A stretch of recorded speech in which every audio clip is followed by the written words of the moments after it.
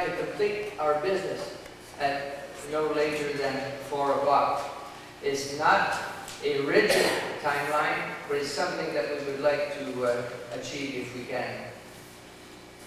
Our first guest speaker today is Mr. David Tremblay, who's the former mayor of the Township of Tilbury North, who's been the spokesman for our SOS Sanctuaries Committee, a teacher at Les Halles, wrestling coach, and friend. I invite David to start things out.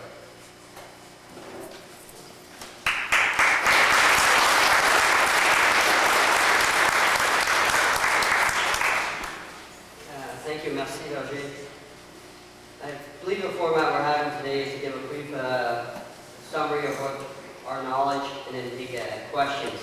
So a lot of it will be, my point will be to try to answer questions specifically from you after. Have been the center of our community, whether it be our religious community, our cultural, or our civic community, for many, many years. If they are lost, so will our history. Part of our identity is certainly our respect for the generation that gave so much so we could have what we enjoy today. It's okay. Why are we still fighting? Well, it's because we believe that we must fight when there's any injustice or there's a mistake made. No matter who made or who committed the injustice or how popular the decision was. In the past, we have tried to identify these injustices at previous meetings. The faulty and biased process that gave the illusion of dialogue and openness. The lack of information before and after the vote. The wrongful influence from the pulpit and from the mighty dollar. The endorsement and promotion by the diocese of a bad decision. And the need to stop an historical mistake. The SOS Committee and its supporters have endured numerous attacks and lies. Lies such as that we did not participate in the vote. There's this lie going around that I did not vote. Not only did I vote, but I witnessed people voting for other people that weren't there. And that's what started me to get so upset in this process. I believe this is denying us the right as parish members. And this is not what I call an open process. While the diocese has shown no respect for those who have supported them for more than a century, many others do.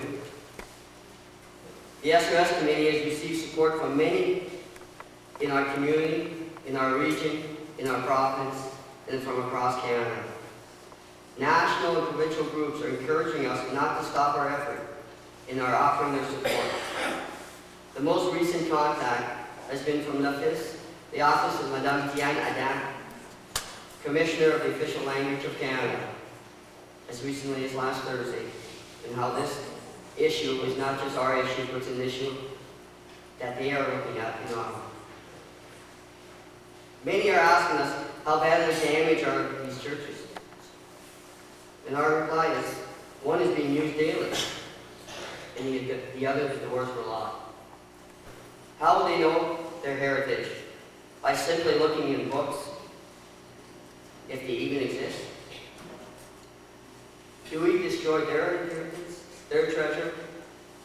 And do we just simply hand them a new debt? They seem to have a debt from the federal government, they have a debt from the provincial government, and why not give them a debt from the diocese? The SOS has two goals for this meeting. One, with your support, to continue to pressure the diocese to reconsider this decision and the mistake that could be made. The second, again with your support, to lobby the town of Lakeshore to pass the proper bylaws that will protect all of our built heritage so that they can be passed on to the next generation.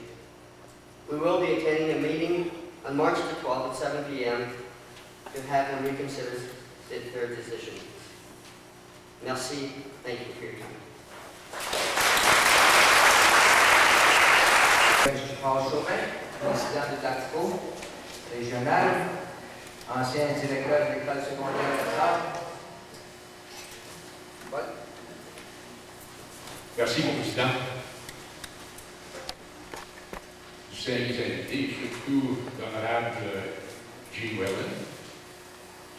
Mesdames, Messieurs, avant de faire quelques remarques que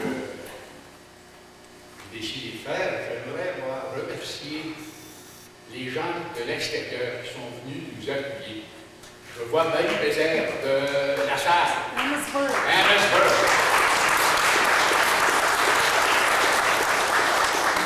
Je vois Louis Rocheteau. Où est-ce qu'il est, Louis? Il est là.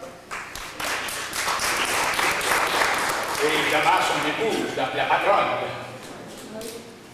On m'a demandé de vous adresser la parole en français et je suis heureux de le faire.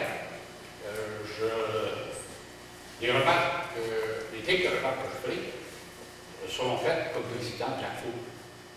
Et pour ceux qui ne savent pas ce que c'est que l'ACO, c'est l'Association canadienne-française de Ontario, la régionale de Cette.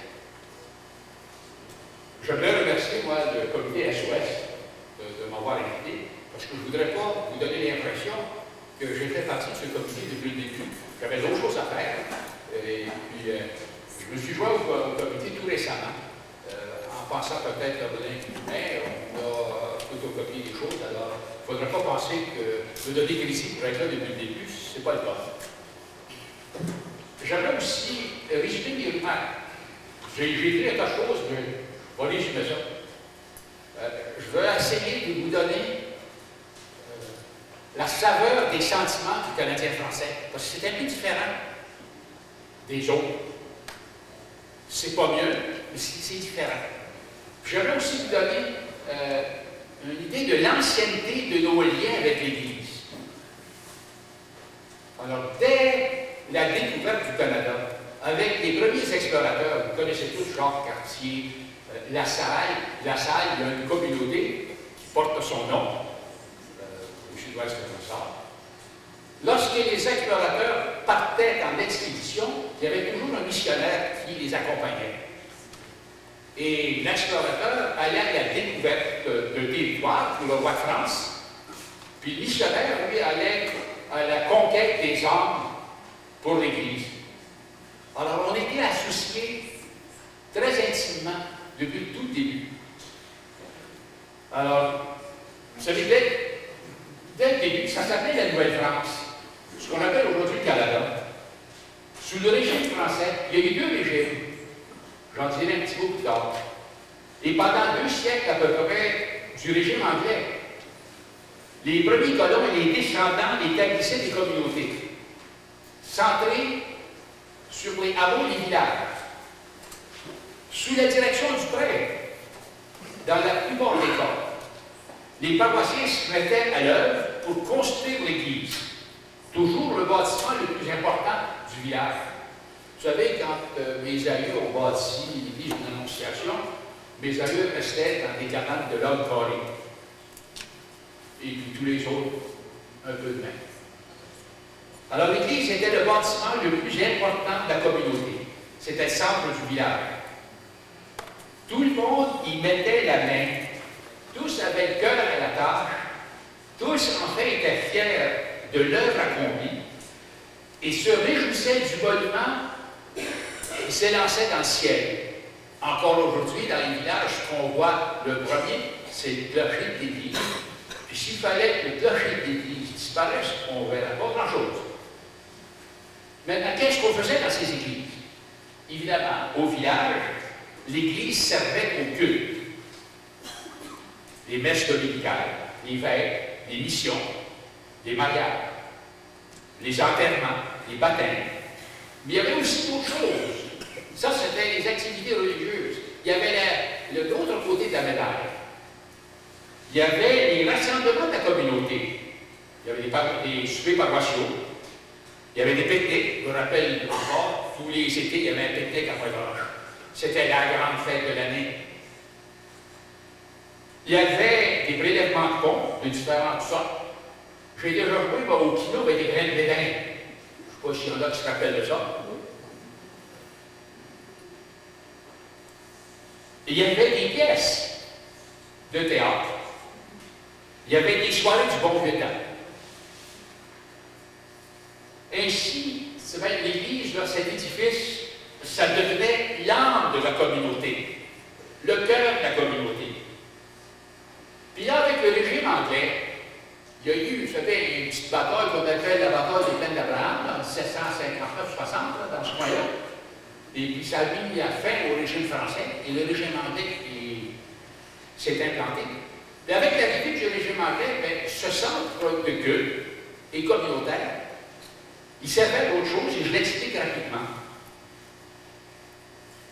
Dans le combat incessant contre l'assimilation, les paroissiens se regroupaient autour du curé, qui en quelque sorte devenait le chef et le guide de la résistance.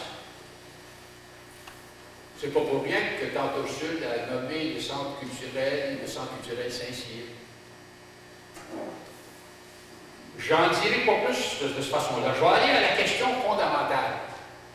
J'avais écrit un tas de choses, je vais vous épargner ça. La question fondamentale, c'est pourquoi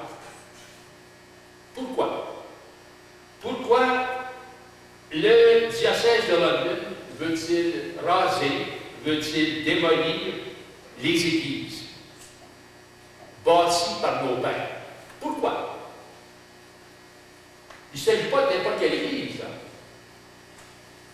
mais précisément celle d'une communauté qui chaque jour doit se battre pour vivre. Si on ne lutte pas tous les jours, on perd notre français, on oublie notre histoire. Nous savons tous que l'Église ne peut être mise en question quand il s'agit du dogme. Ça, c'est l'affaire des évêques du pape, le dogme. On ne questionne pas ça. Mais en ce qui concerne les biens temporels, auxquels tous nous autres, puis tous nos pères, puis tous nos grands-pères ont contribué. Quand il s'agit de ces biens, l'Église de Pierre de chaque paroisse représente la somme de tous ses membres depuis plusieurs générations, dont le seul berger est Christ, le seul qui s'est parlé au cœur de chacun. Alors la question demeure, pourquoi démolir ces églises? Pourquoi le diocèse veut-il les faire disparaître? Pourquoi veut-il raser, j'appelle ça, ces prières de pierre, érigées par nos ancêtres? Et par quoi est-ce qu'ils vont remplacer ça, ces monuments, témoignent de la détermination de nos pères et de nos mères, témoignent de notre histoire, de notre culture, témoignent que Dieu nous a donné le jour ici comme canadiens-français, témoignent de ce qu'il désire, que nous retournions à lui avec la même âme, pas une âme différente, mais avec la même âme, forgée aux notes douces de la langue du cœur, et non au bruit d'airain de celle des affaires. J'ai essayé de vous exprimer les sentiments qui sont rattachés à ce qu'on appelle l'église de l'Annonciation, l'église de Saint-Joachim. Puis moi, j'aimerais finir par vous conter une histoire. Puis ensuite, vous faire une recommandation. C'était un curé, dimanche, du haut de la chaire. Pendant son sermon, il annonce que, il dit à ses paroissiens, j'ai une bonne nouvelle et une mauvaise nouvelle. La bonne nouvelle, c'est qu'on a assez d'argent pour bâtir la nouvelle église. La mauvaise nouvelle, c'est que l'argent est encore dans vos poches.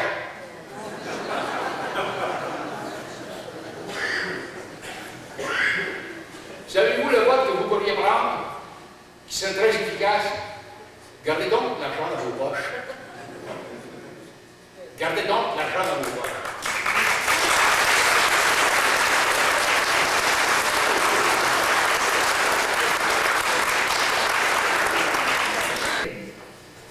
Who is the Archaeological Conservancy of Ontario. I'm just reading what I saw on the program. Also the past president demolished. It is like destroying a Rembrandt castle or a new white Jackson. The Diocese of London may have the power to destroy the sacred architecture of our communities, but they don't have the right to destroy our built history. Our heritage buildings define us as a community. They give us a sense of place and continuity. Without them, we are just a group of people without the history that defines us. Thank you. I would at this time like to present to you our honored guest for this afternoon's forum.